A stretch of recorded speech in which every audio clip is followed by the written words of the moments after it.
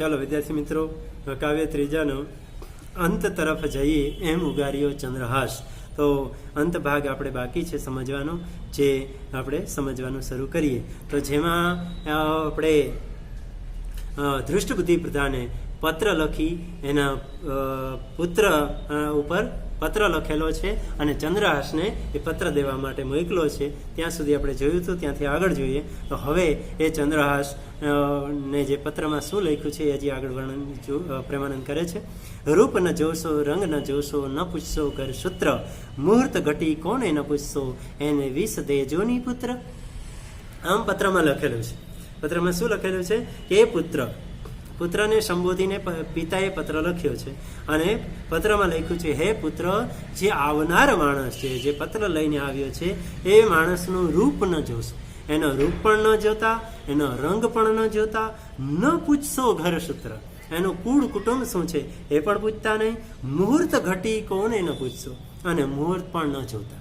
જેના માટે ઘટી એટલે ઘડી એટલે 24 મિનિટનો સમય, જેનો કયો મુહૂર્ત ચાલે છે, કયો સમય ચાલે છે એ પણ કોઈને પૂછવા જતા નહીં.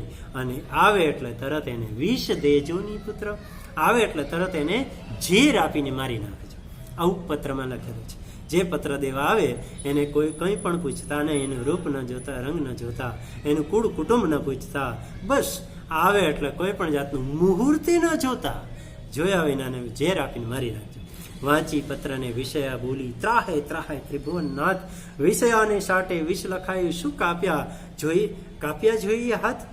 અને આ વાંચીને પેલી વિષયા છે એ વિષયા બોલી ઉઠે છે કે ત્રાહે ત્રિભુવનનાથ, હે ત્રિભુવનનાથ, 3 ભુવના નાથ, હે ઈશ્વર, હે ભગવાન, વિષયને સાટે વિષ લખાયું. જે વિષયા જેને પ્રેમ કરી રહી છે, જે વિષયાને ગમી રહ્યો છે, એ કુંવર માટે આવું પત્રમાં લખાયેલું છે કે જેને ઝેર આપવાનો છે. વિષ લખાયું, શું કાપ્યા જોઈએ હાથ. આવું લખનાર કોણ છે? આવા લખનારના તો હાથ ન કાપી નાખવા જોઈએ. હે ભગવાન, હે ત્રિભુવનનાથ, પત્ર લેવ તો પાછો ફરી જાય, પરણ્યા વિના વિઘ્ન થાય, અક્ષર એક વધારું, એ માહે વિષની કરું વિષયાય. અને હવે વિષયાને વિચાર આવે છે કે પત્ર લઉં તો પાછો ફરી જાય. જો પત્ર લઉં તો હું લઈ લઉં તો એ પાછો વયો જાય, કારણ કે પત્ર ખોવાઈ ગયો એમ સમજીને.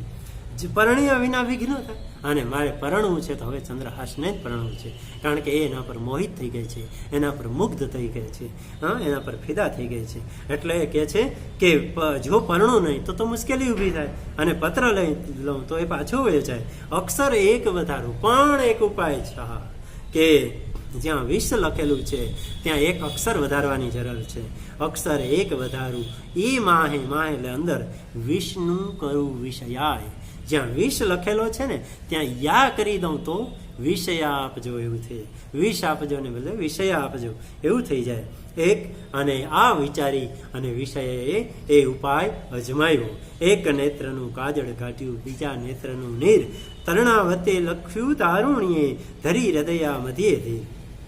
એક આંખમાં, એક નેત્ર એટલે આંખમાંથી કાજળ કાઢ્યું.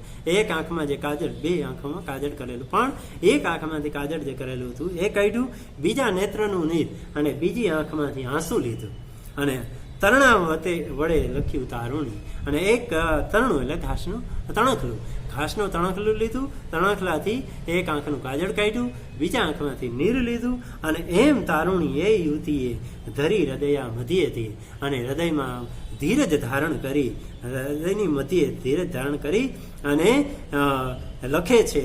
અને પછી જો નારદ કહે છે, નારદ કહે, સાંભળ રે અર્જુન, કરતા હરતા વિનાશ, વિષ ફેડી વિષયા કરી, એમ ઉગાર્યો ચંદ્રહાસ. અને નારદ કહે, અને નારદ જે નારદ મુનિ આપણે કહીએ છીએ, પુરાણોમાં જેનો ઉલ્લેખ આવે છે, તો એ નારદ કહે છે, આ આખી જાણે વાર્તા કહી રહ્યો છે, અથવા તો એ કથન કરી રહ્યો છે. એમ સાંભળ રે અર્જુનને જાણે આ વાર્તા સંભળાવી રહ્યા છે. કરતા હરતા વિનાશ કહે છે કે કરતા હરતા વિનાશ છે, જેનો નાશ નથી, એટલે કે ભગવાન કરતા હરતા છે. કોઈને બચાવનારો પણ ભગવાન છે, કોઈને જો એનો વિનાશ પણ કરનારો ભગવાન છે. એટલે બધું કરતા હરતા એ છે. વિષ ફેડી વિષયા કરી. જોયું જ્યાં વિષ લખાયેલું હતું ત્યાં વિષયા કરાવનાર પણ ભગવાન છે. એમ ઉગાર્યો ચંદ્રહાસ, અને એમ ચંદ્રહાસને બચાવી લે છે, એમ ચંદ્રહાસને ઉગારી લે છે. એટલે જ આપણા જો કાવ્યનું શીર્ષક પણ પ્રેમાનંદે આપ્યું છે, એમ ઉગાર્યો ચંદ્રહાસ, એમ બચી ગયો ચંદ્રહાસ, એમ બચાવી લીધો ચંદ્રહાસ. કોણે? ભગવાને બચાવી લીધો, કારણ કે વિષયા પાસેથી એણે આ રીતના એક આંખમાંથી કાજલ લેવડાવ્યું, નીર લેવડાવી અને વિષની જગ્યાએ વિષયા લખાવી લીધું. પત્ર ફરી બાંધ્યું પ્રેમદાયે, જડ ભરતી તે નેણ, ઉઠી અબડા ચાલી ત્યાંથી મુખે કહેતી વેણ. અને પત્ર ફરી એ વિષની જગ્યાએ વિષયા કરી, એ પત્ર ફરી પાછો કમરમાં જ્યાં હતો ત્યાં બાંધી દીધો.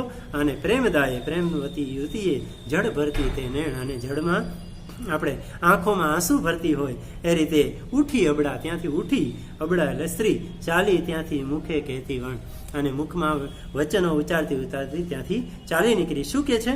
ઘેર જઈને વાટ જોઉં છું, ઉતાવળા તમો આવો, મદનભાઈને મળજો સ્વામી, પત્ર લખ્યું તે લાવો. એ ત્યાંથી ઉઠી અને મુખમાંથી બોલતી બોલતી ઉઠે છે. શું કે છે? વેણ ઘેર જઈને વાટ જોઉં, હે નાથ, હે સ્વામી, જેને સ્વામી એણે માની લીધો છે, જેણે પતિ તરીકે સ્વીકારી લીધો છે, એવા ચંદ્રહાસને જાણે કહેતી કહેતી ઊભી થાય છે અને કહે છે કે ઘર જઈને તમારી રાહ જોઉં છું, ઉતાવળા તમો આવો, ઉતાવળેથી આવજો, જલ્દી જલ્દી આવજો, મદનભાઈને મળજો સ્વામી, મારા ભાઈ મદનને મળજો, હે સ્વામી, હે નાથ, હે પતિ, પત્ર લખ્યું તે લાવો. અને જે પત્ર લખ્યું છે તે પત્રને લેતા આવજો. અને એમ ઉગારી ચંદ્રહાસના 15મા કડવામાં છેલ્લી વલણ એટલે છેલ્લી 2 કડી, છેલ્લી એક પંક્તિ જેને કહી શકાય 2 લીટી. પત્ર લખ્યું તે લાવો સ્વામી, એમ કહી વિષયા વળી રે, થરથર ધ્રુજે ને કાંઈ ન સૂજે, સખી જ્યાં સામી મળી. પત્ર લખ્યું તે લાવો, આવું કહે છે ને, પત્ર લખ્યું તે લાવો સ્વામી, આટલું બોલાય છે ને, ત્યાં તો એમ કઈ વિષય વળી, એમ કહીને વિષયા એ ફરીને ચાલી નીકળે છે ને, ત્યાં તો એ ધ્રુજવા લાગે છે. થરથર ધ્રુજે ને કાંઈ ન સૂજે, એ થરથર ધ્રુજવા લાગે છે, કારણ સખી જ્યાં સામી મળી. એ જ્યાં પાછી વળીને ચાલે છે ત્યાં તો એની બેનપણીઓને જોઈ જાય છે, અને એની સામે આવતી હોય છે એની બેનપણીઓ, એટલે એની બેનપણીઓને જોઈને ધ્રુજવા લાગે છે, એને કાંઈ સૂઝતું નથી.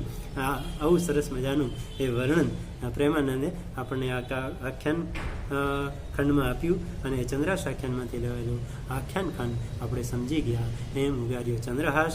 હવે તેના પ્રશ્ન જવાબ પણ વિદ્યાર્થી મિત્રો પાઠ્યપુસ્તક પેજ નંબર 12 ઉપર જે આપેલા છે સ્વાધ્યાયના પ્રશ્નો, એ તમારે તમારી પાકી બુકમાં લખી લેવાના છે અને તૈયારી કરતી રહેવાની છે. ઘરે રહીને ખૂબ જ સરસ મજાની તૈયારી કરો. All the best.